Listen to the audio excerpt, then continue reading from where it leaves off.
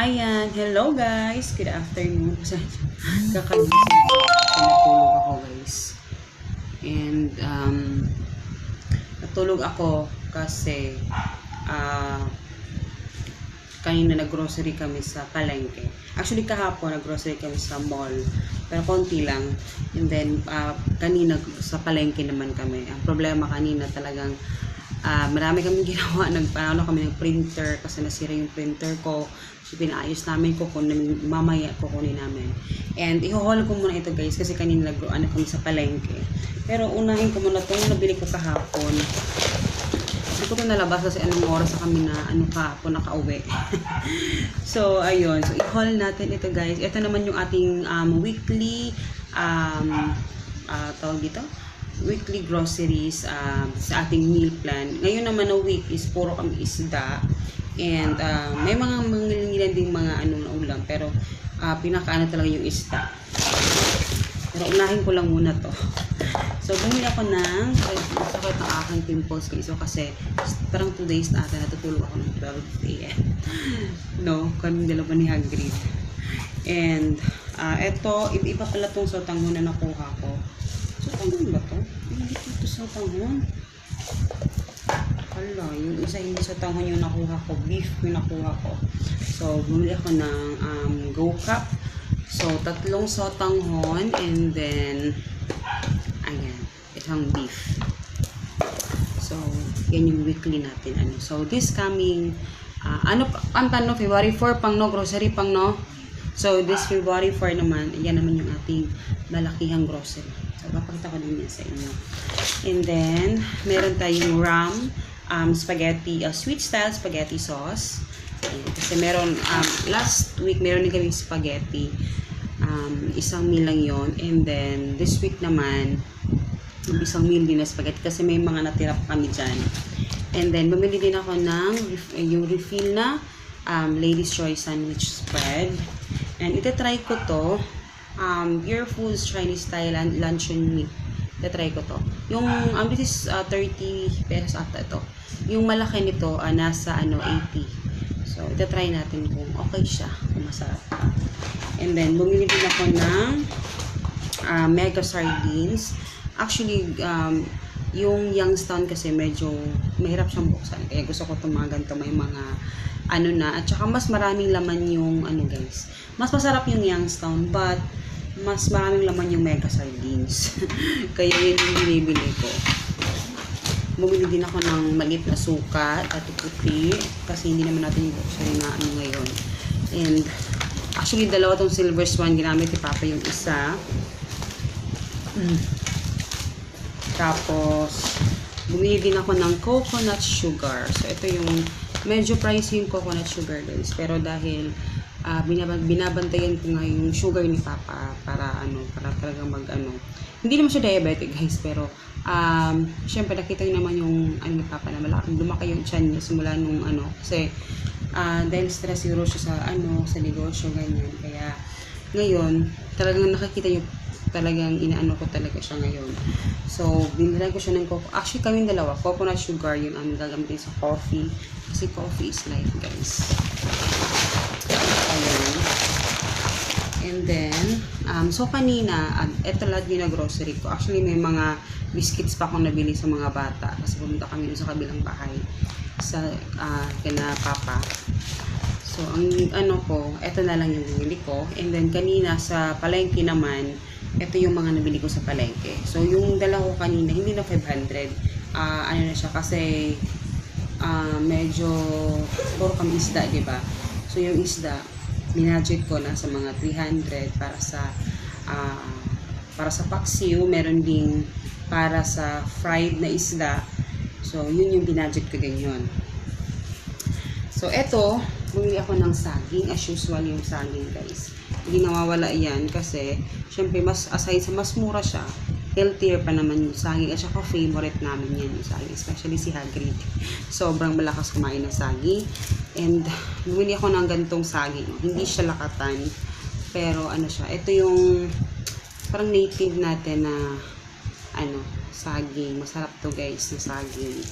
So, etong saging, nasa, 18 pesos ang kilo. And this one naman, I know, for 15 pesos pala to. 15 pesos. Sa kabilang tindahan pala yung 18 pesos. Ito, 15 pesos. Pareha sila. So, sa mga nangangalagaan, mabuti, mura sa inyo dyan, buti ganyan. Actually, yung mga product namin dito sa Mindanao, pinupunta, dinadala dyan sa inyo, sa Luzon, sa Visaya, something ganyan. So, dinadala nila kasi yung mga farmer usually nasa Bukidnon, and maraming mga farmer doon. And, dito naman, hindi naman talaga gano'n, tsaka hindi naman sobrang mura talaga dito, guys. Kailangan mo lang talaga maghanap kasi kung sa mall ka naman talaga, yung namimili ko talaga sa mall, medyo iba talaga yung presyo.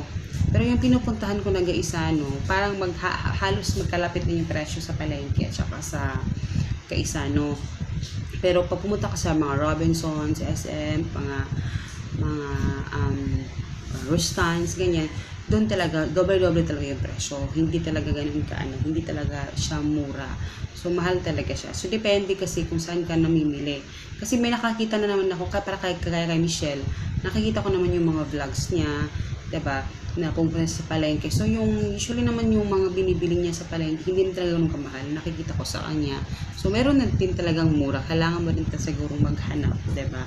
Pero, yun, may din siguro mas mura kami dito sa Mindanao kasi nandito nga malapit kami sa mga farmers compared sa inyo. Pero I think meron din yung mga farmers din sa inyo, 'di ba? Sa Benguet, 'di ba? May mga din naman sa kailangan mo lang talaga maghanap. Ganun lang talaga yung gawin natin. So, at saka siguro kaya siguro mura dito kasi mura lang din naman yung aming mga sahod dito, yung mga minimum namin na sahod. Mura lang. Is inyo dyan. Kaya siguro mura yung aming Kasi yung ating minimum na sinasahod sa kada lugar is depende din naman kasi yan kung gaano kamahal yung mga ninyo. Kasi syempre probinsya, iba din yung namin, di ba? Yung pasahuran dito. Diyan sa inyo malalaki kasi. Kaya ganun mahal. Diba? So, ang dami ko na sinabi. Tapos, ayan, nakakita na ako ng spinach. Mura siya ngayon in fairness. Is 20 pesos lang yung spinach at saka magaganda siya. Hindi siya yung usually kasi nakikita ko ng spinach sa palengke. Hindi siya talaga marami butas, ganyan, pangit siya. So eto maganda. Ayan. Si Hagrid yung taga ko nito. And then favorite ko to, guys, yung kamote tops. Favorite ko tong pinapakain sa aking mag-ama kasi sobrang yung pag-cook mo talaga. So eto naman, this is 20 pesos din. So mura siya ngayon compare dati na yung isang yakap is 35 pesos. Ngayon 20 pesos lang. And actually tumubo na yung aking spring onions. Yun, nandun sa labas. Pero hindi ko pa siya kinuhanan kasi gusto kong lumaki pa siya. Kaya bumili ako ulit ng spring onions. Kasi may mga spring onions ako sobrang liliit na, guys. Kasi ang tagal na nila na kinukuhanan ko. So gusto ko magtanim ulit. And eto, itatanim ko din to ulit. So this is 15 pesos. And then, kanina, dahil sa palengke ako napunta, and meron pa kaming lettuce dyan. Actually, yung aking mag-ama, guys, hindi talaga sila kumakain ng lettuce kasi hindi talaga sila sanay sa lettuce. Pero ako, favorite ko yung mga gulay-gulay, yung mga mixed salad na mga ganito. Pero talaga hindi sila sanay. So, ngayon, dahil sinasabi ko kay Hagin, kailangan supportahan natin si Papa para talaga makakain siya ng gulay na mga ganito. Kasi pag umagahan, bread din kinakain namin na may ham or bread with egg, nilalagyan ko ng ganito para at least meron din siyang gulay na nakakain. So, yung tangi hindi na makakain ni Papa talaga is na gulay is yung okra. Ayaw talaga niya ng okra. Kaya hindi ko na naman ipipilit sa kanya yung okra kasi ayaw talaga niya. And eto naman, 40, ang kilo nito is 100 pesos. Mas mura dun sa palengke compared sa mall, syempre. So, eto, 41 pesos. Malaki na siya. Sobrang laki na. So, ayan. And then, humili ako ng kamote. Nakakatawa, guys. Kasi, nakong itlog diya pang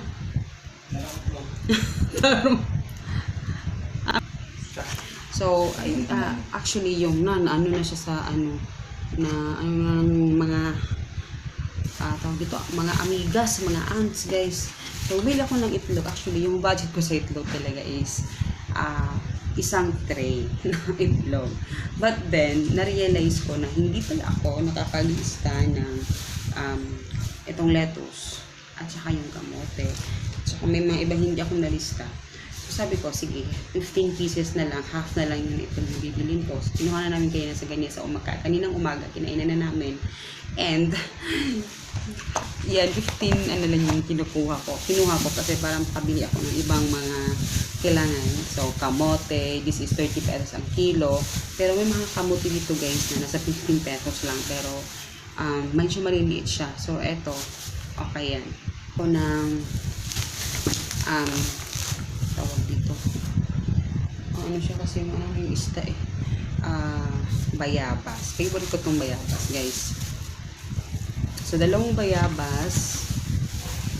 Ito naman nabayaran ko ito. Nasa 50 pesos ata yung dalawa. So, pero malalaki na siya. In fairness naman. And, matagal na kanya nakabili ng mangga. Favorite nito ni Hagrid. Yung mangga. So, yung mangga ay nasa 100 pesos ang kilo. So, not bad. Hindi siya ganun kamura. Pero, mura-mura na din. Hindi siya ganun kamahal talaga. As in, mahal. So, nakabili ako ng 3. So, 3 na tapos mukhang matamis siya. So, 3 mangga.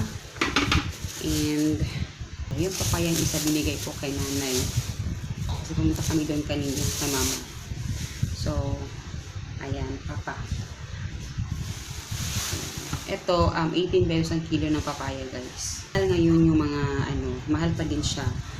No? Ito, ilang piraso lang naman po. Hindi siya ilang piraso. Marami din naman. 2, 4, 6, 8, 10 na sibuyas.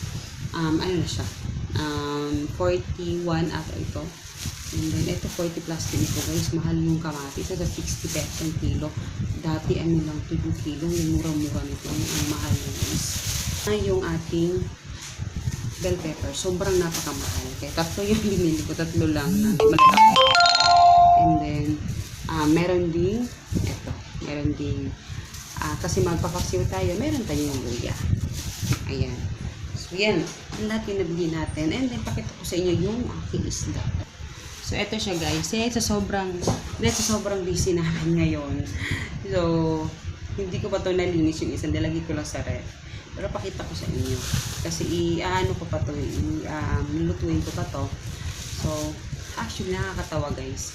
Kasi, kanina, nag-budget kasi ako ng 150 pesos para sa mga buto. Buto ng baboy, ganon. So, pang sabaw lang. And, punta ko kanina kasi, meron kasi kaming sugi ng karne doon. So, nagulat talaga ako. Kasi si Papa, doon kasi siya bumibili ng minsan ng mga, So, binigay sa amin ito ng libre, guys. Ang dami. Kasi kakilala kasi namin yung So, last na kasi ito. Sabi, huwag mo nang bayaran. So, tapos talagang nagulat ako. Pero, syempre, yung budget ko dito nabili sa ibang nabili sa ibang mga pagkain. So, ang dami. So, imagine guys, nabigyan kami ng buto. Supposedly talaga, bumili kami ng buto talaga doon kasi masarap yung mga buto sa bawin.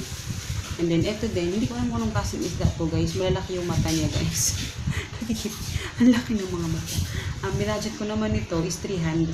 Pero, 260 lang to guys. Kasi, ang kilo nito nasa 160 ata. So, sobra kilo ito. Ayan, 260. So, 300 yung binudget ko kada isda. Ito naman,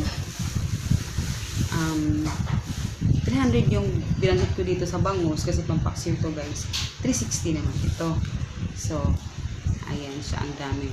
So, pinakat ko na siya para talagang ready na and malinis na. Pero huhugasan pa din natin yan and lulutuin natin para meron tayong maulam. Diba? So, yun. Yun lahat yung aking na-grocery guys. And I'm so happy na medyo marami na din itong grocery natin for the week. And yung pangumagahan namin kasi si Papa lang yung binibili ng mga bread. Kasi meron akong favorite na bread. Pakita ko sa inyo yung parang hotdog ay parang burger bun ng mga bread. Yung binibili ni Papa doon 9 pesos. Yung dalawang na malalaki. So yun yung everyday yun yung dinadalhan lang guys. So, everyday yun yung ginadala niya.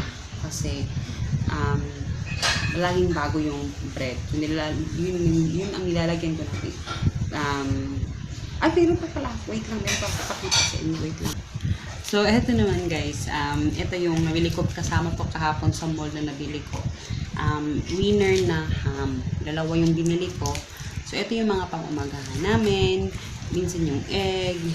So, minsan, yung beef loaf, hinahati ko siya guys. Hinahati ko. Tapos, nilalagay ko sa ref. Tapos, yung half, lulutuin ko. Tapos, egg gamitin isa. So, ganun yung ginagawa ko sa aming umagahan. So, nakakasingin din kami doon. And then, ito naman. Ano to guys, atay. Sobrang frozen. Hindi ko mabuksan. Kasi baka masira yung ano. So, atay ito ng baboy guys. Kasi, yung papa ni Papa Joe is, meron silang ano, yung lechon. So, meron silang lechonan. And may nag-order sa kanila sobrang napakaraming baboy guys. Yung lechon. Hindi kinuha yung mga laman loob and everything. So, hindi ko ako nanghingi ng laman loob na ano, yung mga tinae o yung mga intestine. Ginuha ko lang yung atay ng baboy. So, ito yung niligay niya sa amin. Ginuha ito ni Papa kagabi. So, yun, masarap yung adobo. So, yun lang. Yun lang yung nabili namin guys. So, next week, excited na rin ako. Basta sa February 4, yun, abangan ninyo yung ating malaking grocery. And, sana mapagkita ko sa inyo, no? So, ayan. So, yan lahat yung ating napamili, guys. And maraming langaw, kaya kailangan na natin ligpitin kasi kami ay aalis ulit dahil kukunin natin yung printer kasi kailangan ko yung printer.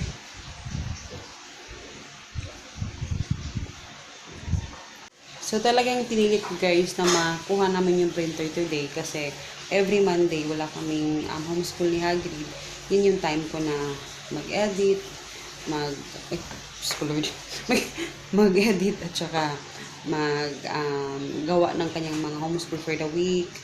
So, mas easier kasi yung piniprepare ko na yung mga gagamitin namin for homeschool. So, siyempre pinag-print ako, so kailangan yun. And then, yun din yung time ko na may mga ginagawa akong mga cupcake papers, ganyan. So, kailangan gawin ko yun para smooth yung transaction natin sa susunod na ngayong week na to until sa next Sunday, diba? So, yun. So, I hope you guys enjoy and please don't forget to subscribe and see you in my next video, guys. Bye! So, nagpiling ko na to guys kasi nagmamadali din si Papa kasi meron pa kaming deliveries.